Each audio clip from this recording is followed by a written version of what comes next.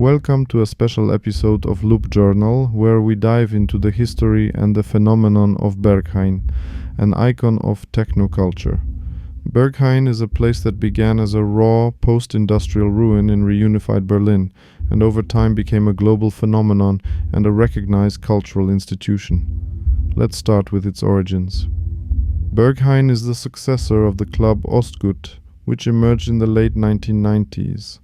Ostgut combined raw techno sounds with gay fetish culture and radical freedom, creating a space where music and queer identity merged into one.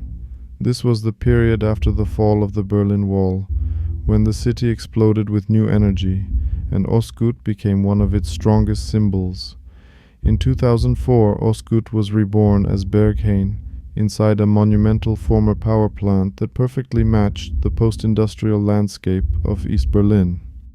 The name Berghain itself is a fusion of two districts, Kreuzberg and Friedrichshain, symbolizing the city's new unity.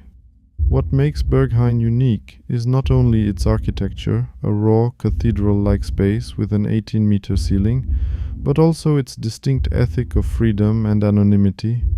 There is no photography, no mirrors, and the door selection led by the legendary Sven Marquardt has become part of the club's mythology. The goal is to create a safe space where people can truly be themselves and experience music in its purest form.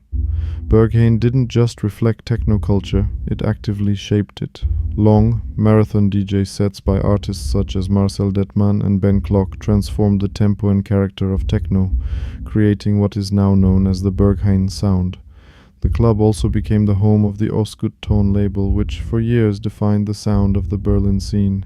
In 2016, a German court officially recognized Berghain as a cultural institution, confirming that techno is part of Berlin's cultural heritage. With that status came challenges, controversies, political pressure, and questions about safety. The club had to find a balance between freedom and responsibility without losing its identity. So Berghain remains a living legend, constantly negotiating its future. It is not just a club, but a cultural phenomenon that proved even the most niche subcultures can become part of a global legacy.